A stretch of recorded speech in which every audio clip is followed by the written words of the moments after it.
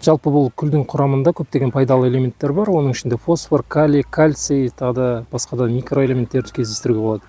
Бірақ та осы кальций, осы күлдің құрамындағы кальций өте жоғары мөлшерде болады. Сол кальций бұл күлдің реакциясын сілтілі етіп жібереді.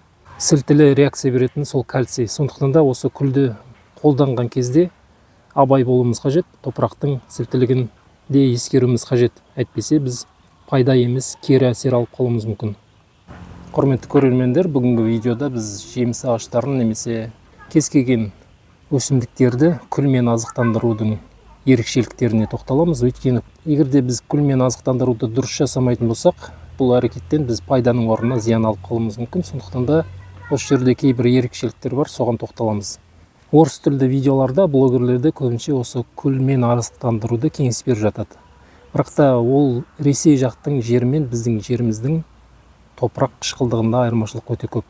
Сондықтан да біздің климатта, біздің мына құрғақ жерде, құрғақ климатта осы күлді, беталды біз қолдана беретін болсақ, егерде күлді тікелей қолданып азықтандыратын болсақ, біз одан ешқандай пайда алмаймыз. Өйткені құрғақ климатта көбінше топырақтар сілтілі болады, қышқылдық төмен болады.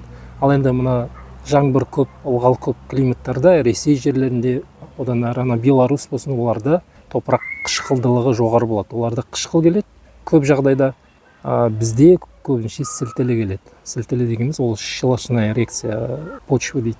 Осыған мән беруіміз керек. Негізі топырақ қышқылдылығы мына климаттың құрғақ немесе ылғалдылығына қарап анықталмайды. Оны нақты анықтау үшін pH метр деген аппарат болады, сонымен өлшеу керек, немесе мына топырақты анализге өткізіп, сол жерде оны анықтау қажет. Бірақ та ол нәрселер жасамай тұрып та, жалпы ол топырақ қышқылдылығы туралы біз мәлімет алуымызға болады. Мына жерде біз малина өсіп тұр, ол жерде хлороз көруге болады. Және де алма ағаштарында бізде хлороз кездеседі. Демек, бұл жерде топырақтың pH-ы шамамен 7-7,5 деп мөлшерлеуге болады. Ол дегеніміз біздің топырақтың сілтіліге жақын екен, немесе әлсіз сілтілі екенін білдіреді. Сондықтан да осындай топырақтарға күлді қолданар кезде біз абай болуымыз қажет. Мына жерде біз күл төгіліп жатыр, оның ар жағында міне малина өсіп тұр. Біз негізі мына күлді малинаға азықтандыру үшін бергеніміз жоқ, ол беріде жатыр. Оның тамыры ар жақта, су құйылатын тамшы жүйесі ар жақтан жүріп тұр. Сондықтан да бұл азық болмайды бұларға, бұл беріде жатыр. Ал енді бұларға азық ретінде қолданар болсақ, не істеуші едім мен? Егерде мен бұл күлді осы малинаға немесе жеміс ағаштарына кез келген азық ретінде қолданатын болсам, бұны дайындық жұмыстарын жасауымыз керек. Қалай дайындаймыз? Бұдан біз шамамен 2 литрдей мөлшерде аламыз. 2 банка алып шелекке қойсақ болады, 10-15 литрлік шелекке. Одан кейін оның үстіне су құямыз. Одан кейін оған кәдімгі лимон қышқылынан бір ас қасықты саламыз да араластырамыз. Сол лимон қышқылы араласып, жақсы еріп болғаннан кейін, сол кезде ғана біз оларды қолданамыз. Жеміс ағашының немесе осы сияқты қарақат өсімдіктердің түбіне. Сол кезде не болады? Біз бұл күлдің сілтілі реакциясын азайтамыз. Бізде олсыз да топырақ сілтілі, оны мына өсімдіктердегі хлороздан көруге болады. Ал енді күлді тікелей дайындықсыз осылай қолданатын болсақ, егерде кейбіреулерде топырақтың қышқылдылығы жоғары болса, топырақтар қышқыл болса, ол кезде күлді осылай тікелей қолдану оларға пайда береді. Өйткені қышқылдығын азайтады. Ал енді топырақта қышқылдылық жоқ, тек қана сілтілі топырақ болса, мынау күл дегеніміз ол да сілтілі реакция береді. Ол кезде мына өсімдіктердің қурауына, өлуіне алып келеді. Алдымен хлороз күшейеді, ағарып кетеді, сарғаяды, үш жақтары сарғайып кетеді. Ол соңына қарай ағаруға дейін барады. Одан кейін оны емдеп алмасаңыздар, ол өсімдіктердің өлуіне алып барады. Енді хлороз жайлы бізде видеолар бар, жазда бірнеше видео түсіргенмін. Оны көрсеңіздер болады, егерде ондай проблемалар бар болса. Ал енді ол хлороздың алдын алу жолдарының бірі осы күлді дұрыс пайдалану. Сондықтан да күлдерді, беталды жеміс ағаштарына, әсіресе алма ағаштарына, осы сияқты малина, қарақаттарға тікелей төгуге болмайды. Тікелей күлді біз жүзімдерге төге береміз, және де өрік ағаштарына төгуге болады. Өйткені олар аздап сілтілі реакцияға шыдам береді.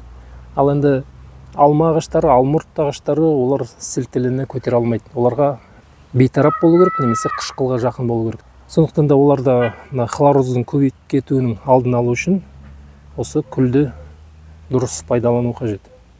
Жалпы бұл күлдің құрамында көптеген пайдалы элементтер бар. Оның ішінде фосфор, калий, кальций, тағы да басқа да микроэлементтерді кездестіруге болады.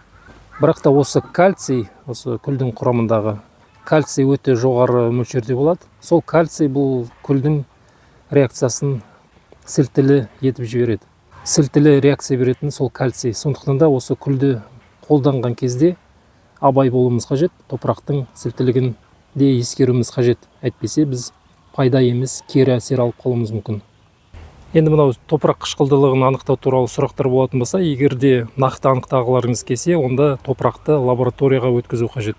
Немесе pH метр сатып алу қажет. Сол кезде ғана ол топырақтың қышқылдылығын немесе сілтілігін нақты анықтауға болады. Ал енді шамалап білу үшін мынандай өсімдіктердің өсуінен немесе жапырақ түсіне қарап та анықтауға болады. Мына қарап тұрсаңыздар, мына жерде малинада бізде хлороз байқалады. Үш жағында жапырақтарында хлороз, бұл темір хлорозы. Темір хлорозы демек біздегі топырақтың сілтілігі жоғары деген сөз. Сондықтан да бұл жерде хлороз болады. Хлороз неліктен болады? Хлороз болмаған кезде темір жетіспеушілігінен болады хлороз. Ал енді темір неліктен жетіспейді? Топырақ сілтілі болған кезде темір жетіспеушілігі болады. Топырақтың құрамында темір бар болған күннің өзінде сілтілі реакция темірді біздің өсімдіктерге қол жетімсіз етіп тастайды. Сондықтан да өсімдіктерде осындай хлороз көп кездеседі. Егер де сіздерде алма ағаштарында, алмұрт ағаштарында кез келген құлпынайда болсын осындай хлороз кездесіп жатса, онда топырақтарыңыз сілтілі немесе сілтіліге жақын сондай реакция екенін байқауға болады. Осы нәрселерден ақ шамалап біз қандай тыңайтқыштар береміз, тыңайтқыштарды қолданған кезде қандай қышқыл немесе сілтілі қандай реакциядағын дұрыс қолдану қажет, соны анықтауға болады. Шамалап анықтауға әбден мүмкін. Бұл жерде ешқандай да қиындық тудырмайды. Сондықтан да қатты қажеттілік болмаса, лабораториялық зерттеуді жасаудың аса бір қажеттілігі де жоқ, мүмкіндігі де болмайды аз көлемде. Жалпы енді достар, бүгінге осындай мәлімет. Ақпараттар пайдалы болған болса, арнаға жазылып, лайк батырмасын басып қойыңыздар. Қоректік элементтерді дұрыс пайдаланыңыздар. Келесі эфирде кездескенше